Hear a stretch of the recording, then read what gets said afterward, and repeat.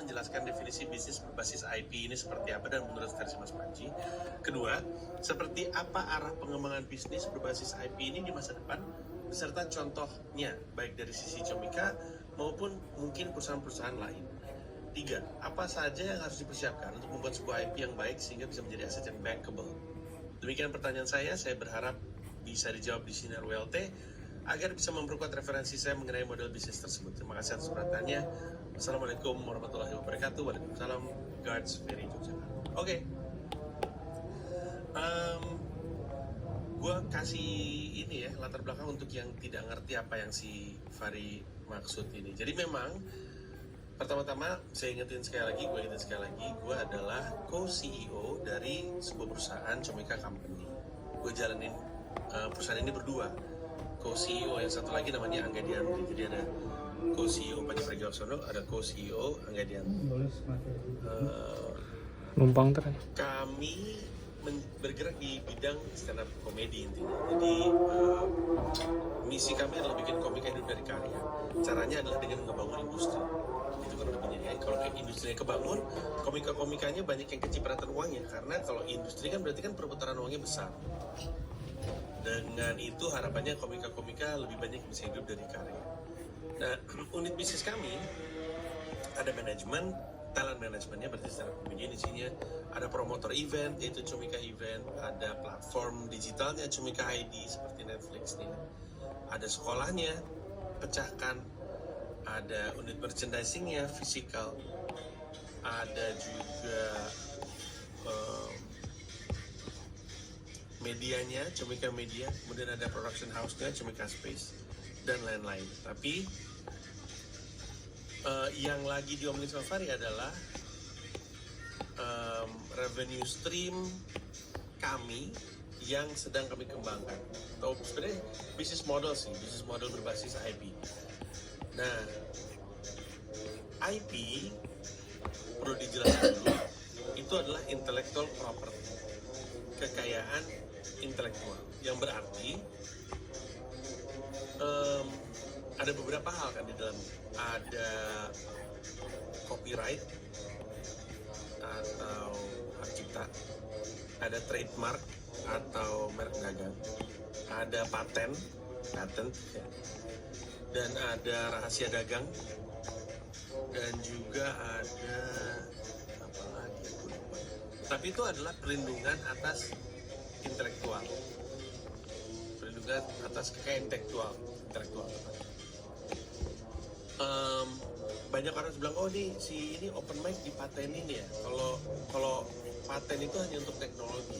Yang lebih benar tuh open mic didaftarkan sebagai merek. Jadi nggak bisa open mic didaftarin dipatenin. Open mic dipatenin. Geprek bensu tuh dipatenin ya, bukan dipatenin, didaftarkan sebagai merek. Paten itu cuma untuk teknologi, dari teknologi mikrofon sampai teknologi cetek-cetek bolpen atau pensil mekanik itu teknologi yang bisa dipatenkan. Nah, pertanyaannya, emang benar Comika melakukan pengembangan ID? Betul sekali.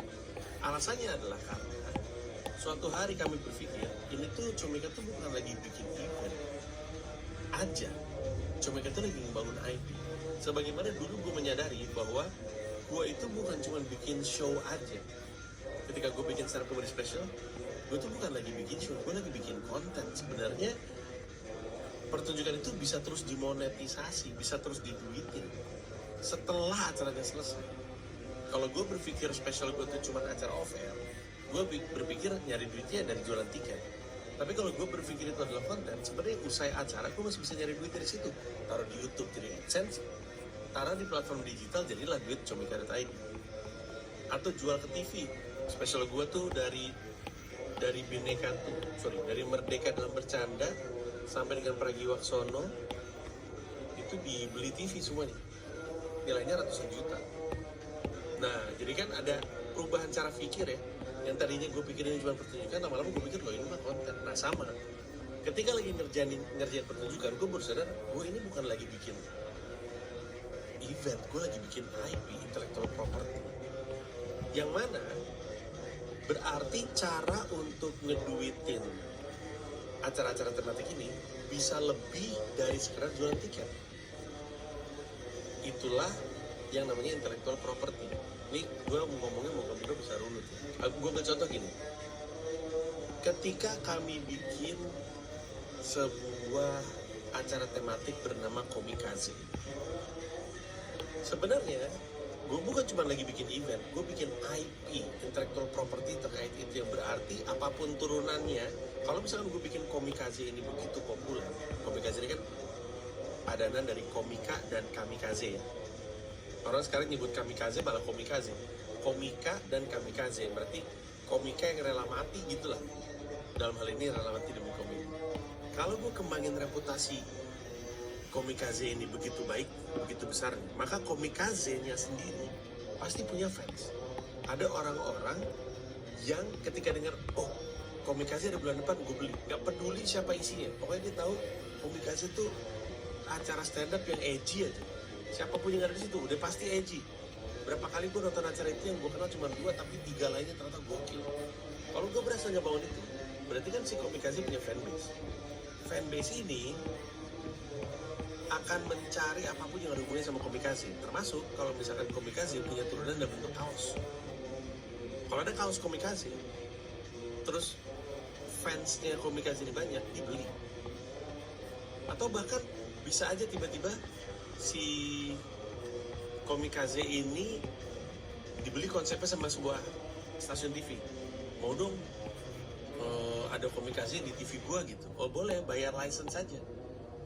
Bayar aja penggunanya, lu menggunakan Komikaze gitu boleh. Atau bahkan ada orang di sebuah kota gitu, di Semarang yang bikin Komikaze, boleh. Pakai bayar license saja. Sebenarnya dia bisa bikin acara stand up sendiri, tapi dia tahu kalau dia pakai nama Komikaze, saking gede reputasinya, orang di kota Semarang bilang, ah di Semarang ada Komikaze. Akhirnya dibeli tuh, sehingga peluang penjualan tiketnya jadi lebih gede karena reputasi si Komikaze itu. Ke gue bayar license.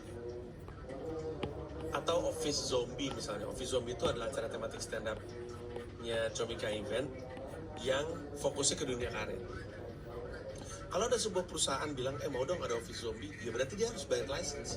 Kalau misalnya dia bilang, yaudah deh gue bikin acara stand up sendiri, nggak pakai nama Office Zombie, ya nggak apa-apa juga. Tapi dia tahu kalau dia pakai nama Office Zombie, penjualannya jadi beda. Bayangkan, nah itu licensing.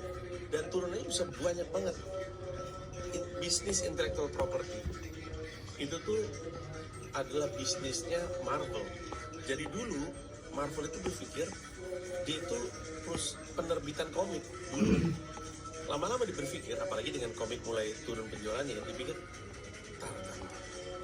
dipikir-pikir gue mah bukan perusahaan penerbitan komik, gue perusahaan yang ngebangun IP. IP gue banyak banget ya, ada Spider-Man, ada Iron Man, ada Fantastic Four, ada X-Men, ada Hulk. Ini semua intellectual property. Ntar kalau misalkan H&M bilang, Marvel, gue mau dong bikin kaos yang ada gambar Spider-Man-nya, boleh nggak? Boleh, bayar license aja kan.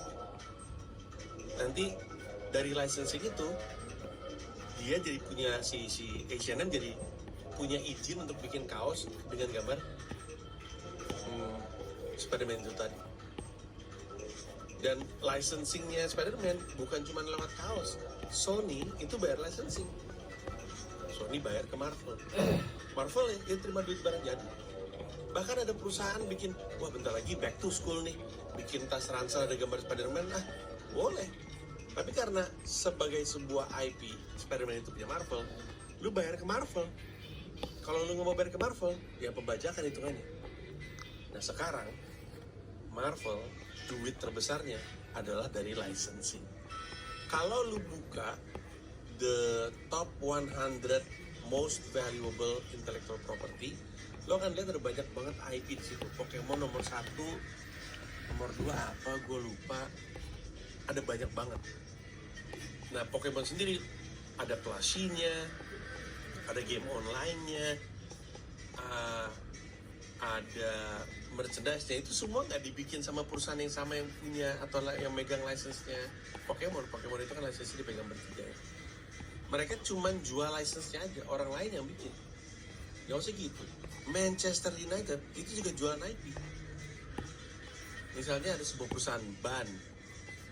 Perusahaan ban nih Dia pengen bannya laku dengan mencoba memancing fans MU beli bannya dia. Dia ngomong ke Manchester United, izin dong, gue mau pakai logo lu dan foto-foto pemain lu untuk gue jualan ban. Boleh, budget lu berapa? Paling mahal berapa? Sekian rupiah atau sekian pound. Dapat apa tuh? Lu boleh pakai fotonya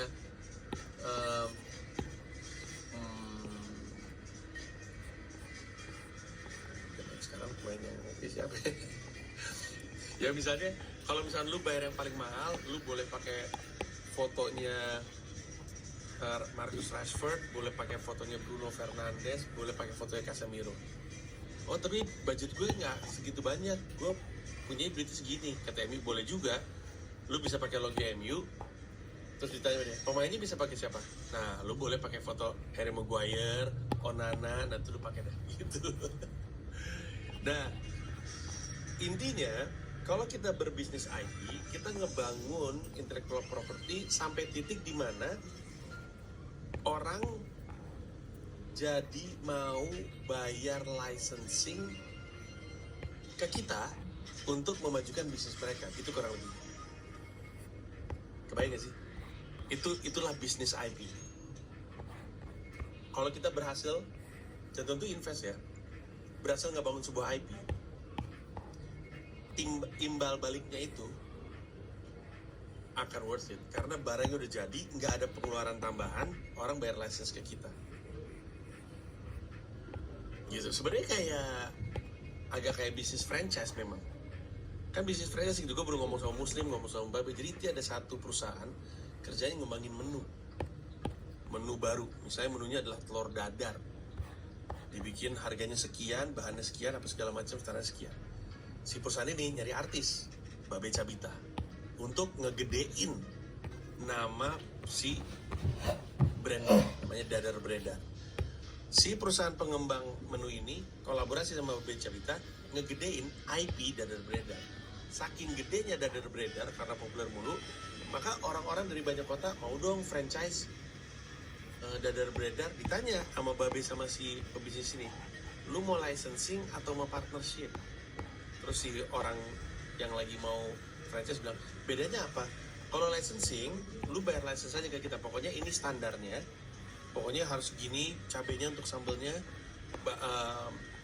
bahan-bahannya harus kayak gini, harganya segini, gini-gini nih gue kasih. Nah, lu bikin sendiri tuh, lu urus sendiri deh, lu cari tempatnya sendiri, lu cari karyawan lu sendiri. Pokoknya ini patokannya. Lu boleh pakai nama Dadar Beredar, boleh pakai foto Babe Cabita, segini harganya. Kalau partnership, lu taruh duit ke gue yang jalanin bisnisnya, gitu. Nanti kalau misalkan Dadar Beredar gede banget sebagai sebuah IP, makin banyak yang mau bayar licensing. Nah, Comika sekarang lagi kerja di situ. Yang kami kembangin IP semua memang, sampai ke acara YouTube kami, podcast Comika, Green Room Comika, IP itu sebenarnya. Nah, pertanyaannya adalah, itu tadi udah dua ya, udah pertanyaan pertama, pertanyaan kedua. Apa saja yang harus dipersiapkan untuk membuat sebuah IP yang baik sehingga bisa menjadi aset yang bankable? Pertama, harus didaftarkan ke Kementerian Hukum dan HAM, Dirjen Haki. Kalau tidak didaftarin, percuma, nggak bisa jadi aset. Ketika udah didaftarin, baru oleh investor dianggap sebagai sebuah aset. Itu yang gue maksud. Ketika tadi bisa dijadiin funding atau aset perusahaan. Kalau soal funding dan pendanaan, jadi sebenarnya sekarang ada produk, ada Perpres, peraturan pemerintah atau peraturan presiden, gue lupa, yang bilang bahwa pokoknya di peraturan tersebut dikatakan bahwa intellectual property bisa diagunkan untuk pinjaman. Yang berarti nih, misalnya aja, Hiduplah Indonesia Maya eksklusif di Noise kan, nilainya 4 miliar misalnya, ada kontraknya segala macam.